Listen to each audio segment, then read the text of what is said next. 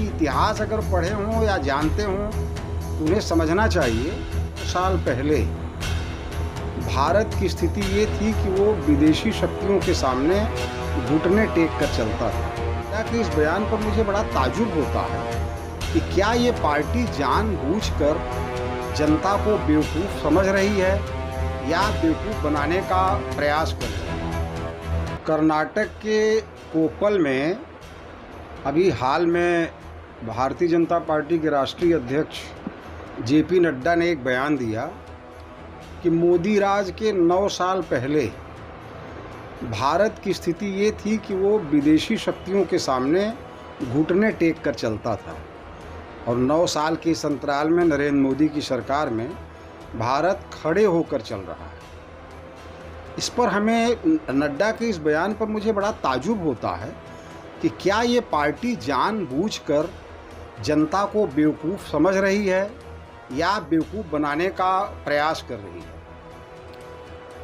उनको ये समझ लेना चाहिए कि इतिहास अगर पढ़े हों या जानते हों तो उन्हें समझना चाहिए कि ये वो भारत है जहाँ की इंदिरा जी के शासनकाल में भारत अमेरिका जैसे महाशक्तियों के सामने भी घुटने नहीं टेका और 1971 में भारत की सेना चढ़ करके लाहौर तक गई और पाक के 2 फाक कर दिए। उसके जवाब में अमेरिका ने अपना 7वां बेड़ा भेजने की कोशिश किया था पाकिस्तान की मदद के लिए, लेकिन इंदिरा की ये दहाड़ सुन करके कि भारत महाशक्तियों के सामने घुटने नहीं टेकेगा, अंततः अमेरिका भी अपना 7वां बेड़ा बैरंग वापस लेकर चला गया और भारत ने लाहौर की ज़मीन पे धरती पर चढ़कर पाक के 2 फाक किए हैं। ये वो भारत है।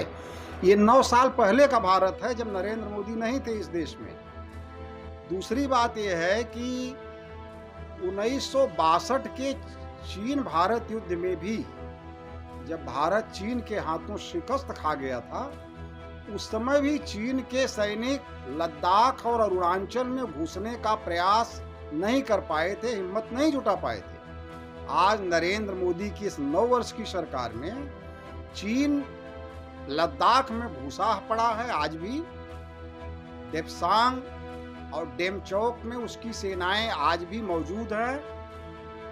गलवान में हमारी धरती पर घुसकर चीन ने 20 सैनिकों को शहीद किया और जो भूमि भारत के सैनिक ये पेट्रोलिंग करते थे जिस पॉइंट पर भारत भूमि पर, आज उस भूमि को चाइना के दबाव में भारत ने बफर जोन घोषित कर दिया कि न यहाँ हमारी सेना आएगी और न आपकी सेना आएगी। जहाँ भारत की सेना पेट्रोलिंग कर रही थी उस भूमि को हमने बफर जोन घोषित कर दिया। अरुणाचल में चाइना घुस करके सैकड़ों गांव बसा लिया।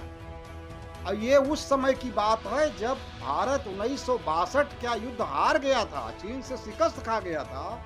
उस समय भी चीन की हिम्मत नहीं पड़ी कि वो गलवान में घुस जाए या अरुणाचल में गांव बसा ले या कुछ भी इस तरह की हरकत चाइना नहीं कर पाया। वो आज नरेंद्र मोदी की राज में भारत में चाइना कर रहा है। और हमारे विदेश मंत्री जयशंकर बोलते हैं कि हम चीन से नहीं लड़ सकते, हम चीन से नहीं लड़ सकते। इसका मतलब ये होता है कि हमारे यहाँ चाहे जहाँ घुस जाए हम नहीं लड़ सकते। ये कौन सा एक विदेश मंत्री का जवाब है? मुझे ताज्जुब इस बात पर है।